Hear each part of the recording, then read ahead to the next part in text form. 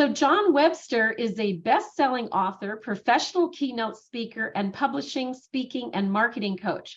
John's mission is to help people worldwide overcome their fears, turn failure into success, and attain time, money, freedom, health, love, and happiness by teaching them how to master their fate.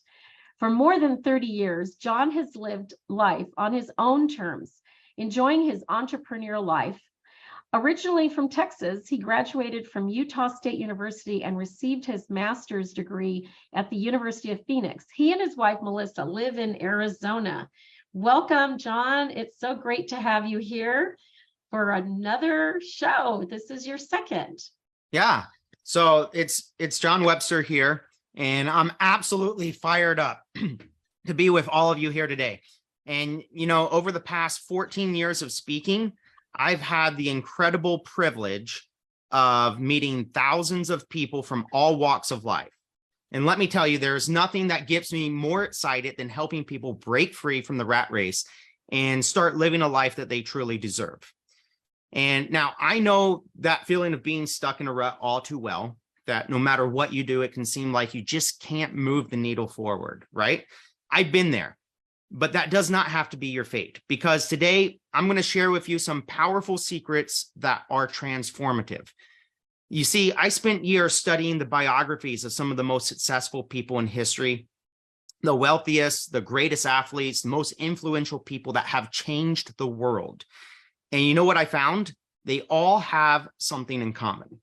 And that's what I want to share with you today. My book, Mastering Your Fate, Self-Leadership Secrets to Achieve Unlimited Wealth, Time Freedom, and Peace of Mind, is the result of all my research and experience. It goes in depth into what these qualities are and how you can obtain them for yourself.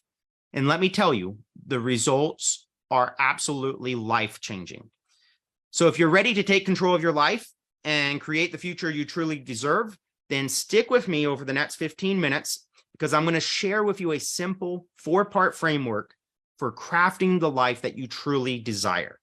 You with me? Your fate is in your hands. So let's do this. First part of the framework is vision. A friend of mine, she coaches decamillionaires and billionaires who are stuck. They hit a plateau. They can't move forward. And you'd think that these people are super wealthy. It's like, how do they get stuck? But she coaches them on one thing. And what do they need? They need vision.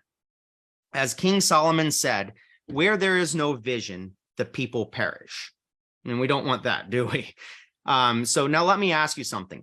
Most people don't really understand the concept of vision. What does vision really mean? They simply look at the present in front of them. But to visualize means that you're looking beyond the ordinary. That's the depth of vision. Let me give you an example. When you look at an acorn, do you just see the tree it can become? Or do you see it more than that? Do you see the tree it can become, the forest of future generations of trees, and even houses and buildings all over the world that were produced by the lumber from those trees? That's the depth of vision. Mind-blowing, right? But here's the thing. There's a difference between a goal and vision. A goal is a specific statement. It's something that you can measure, something that you can move toward. But vision is a compilation of several or even dozens of goals. The purpose of a vision is to create emotion within ourselves that we can invoke a power within us to act. So let me tell you a story about a woman named Florence May Chadwick. She was the first woman ever to swim across the English Channel both ways. And in 1950, she crossed the English Channel in 13 hours, 20 minutes, breaking the then current world record. 1 year later, she crossed it again from England to France. This time she did that in 16 hours and 22 minutes. She was a trailblazer. But here's a kicker. On July 4th, 1952, Florence set her sights on being the first woman to swim the 26 miles between Catalina Island and the California coastline. She started off strong. She was flanked by small boats that watched for sharks and were prepared to help her if she ever got hurt or grew tired. But then, after 15 hours of swimming, a thick, heavy fog set in. Florence began to doubt herself, and she told her mother, who was in one of the boats, that she didn't think that she could make it. Can you believe that? Here is an internationally recognized swimmer doubting herself. But you know what her mother and her trainer did? They kept encouraging her, telling her it wasn't much farther. But all she could see was fog. She couldn't see her goal. And you know what happened next? She quit. She stopped swimming less than 1 mile away from the California shoreline. Can you imagine how devastating she must have felt? She was so close, but yet so far away. But here's the thing. 2 months later, she got back in the water to try again. And this time, she did something different. She kept a mental image of the shoreline in her mind. She didn't lose sight of the shore because she focused on that image of the coast in her mind. And in this way, she reached her goal. She became the first woman to swim the Catalina Channel, eclipsing the men's record by 2 hours. You see, whatever you hold in your mind, your vision, you will manifest. And that's why I'm so excited about this book, is because it's about creating your own vision and making it a reality. This book will give you the tools that you need to overcome any obstacle, to break through any plateau, to reach any goal. But vision alone is not enough. You need alignment. That's the second part. You need to take massive action. And just like Florence did, she had the vision, and then she came into alignment to take action. Let me ask you this. What happens once you determine what you want to accomplish? Well, you must step out in faith and act as if it is impossible to fail. That's right. Action is the key. To have the life that you never had and to achieve the dreams that never came true, you will need to do things that you have never done. So act as though the achievement of your goal is absolutely inevitable.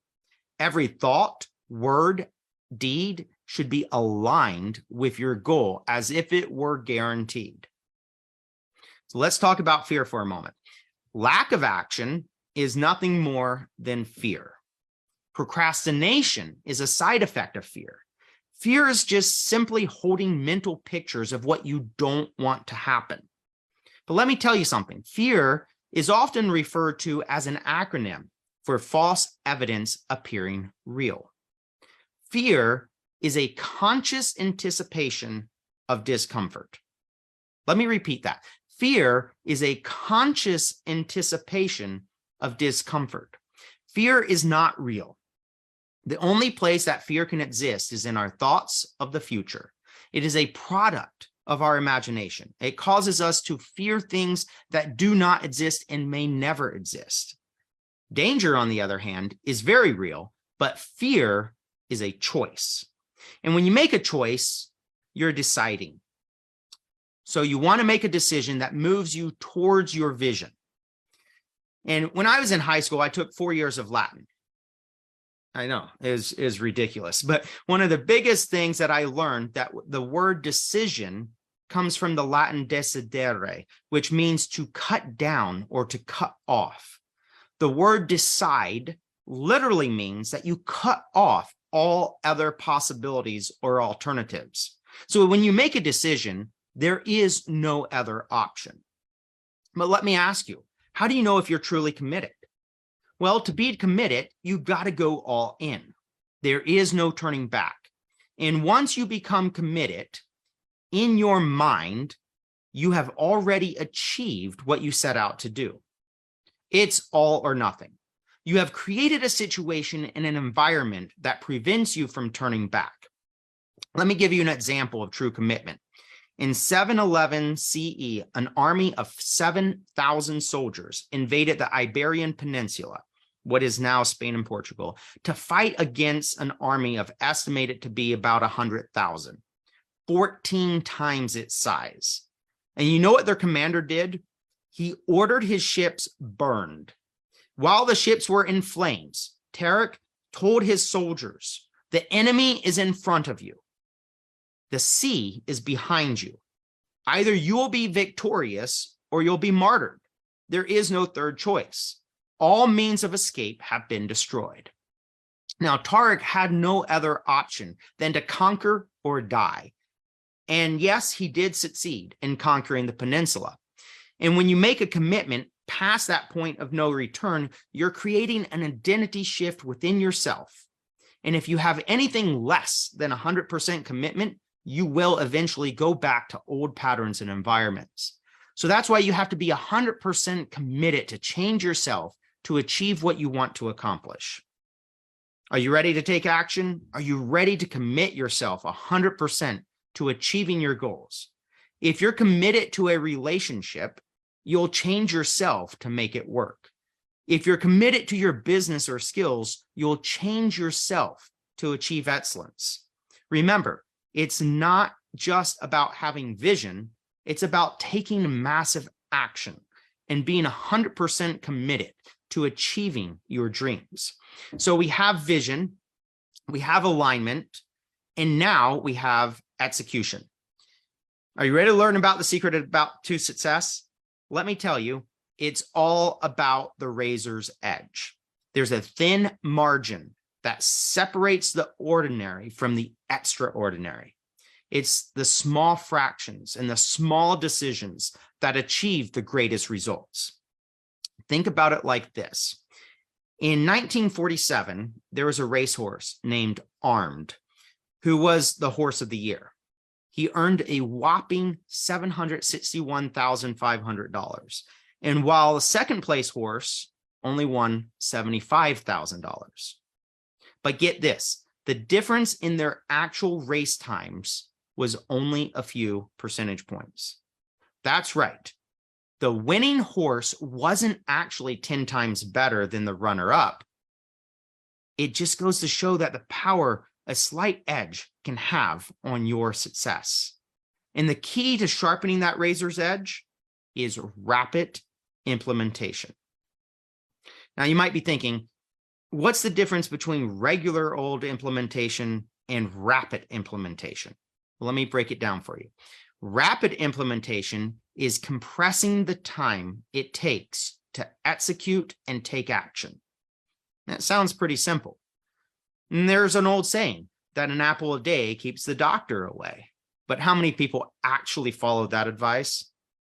You know, what is easy to do is also easy not to do. So it's compressing the time that it takes for you to take action and execute your plans. When you're presented with information that can move you forward, what do? Do you sit on it and just let it stew? Or do you take immediate, imperfect action? So let me tell you, the people who take action are the ones who have the greatest advantage. And trust me, you already have all the information that you need. There are millions of books, billions of videos on the internet, and thousands of courses online. It's all out there, just waiting for you to take action. And if you want to learn more about how to do just that, be sure to check out my new book. It's the perfect guide to taking your life to the next level. Now, we started with vision. What do you see for your life? Do you see success, happiness, abundance?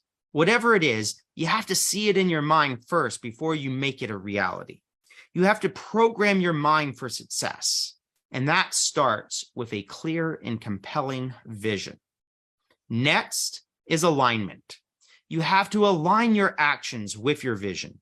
You can't just dream about success. You have to take massive action to make it happen. And that's where execution comes in. You have to have the grit, the determination, the persistence to keep going, even when it gets tough. And that's how you turn your dreams into reality. But it's not just about you. It's about making a positive impact in the world. And that's where the fourth part comes in, service. What can you do to make a difference? How can you use your gifts and talents to be in the service of others? It's not about the money. It's about the impact.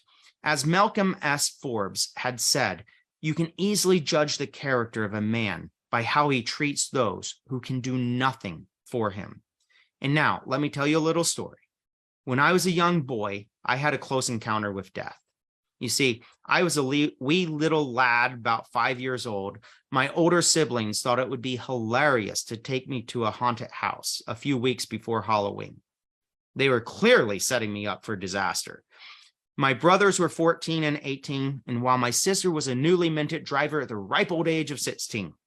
So there I was, excited to go to the haunted house, and I was thinking that I was a big boy.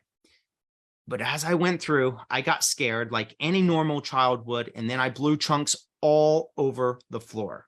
Yeah, you heard me right. I vomited everywhere, and people scattered like frightened rabbits. My mom thought I had just eaten too much candy because it was the month of Halloween.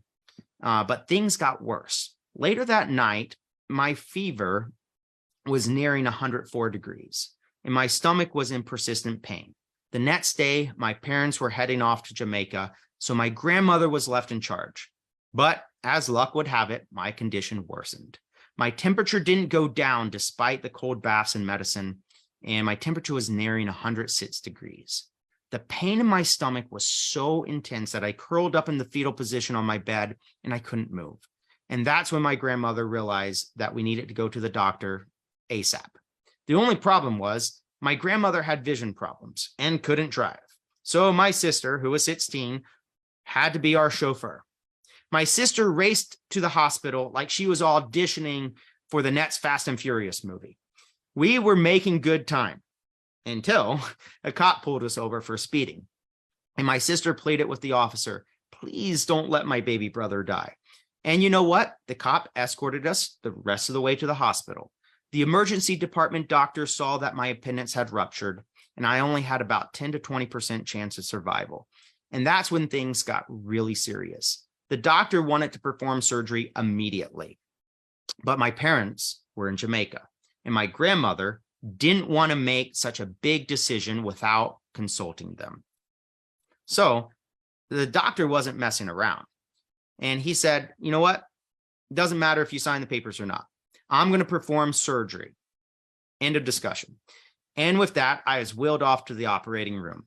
The next thing I knew, a mask was placed over my face, and I was told to count backwards from 10.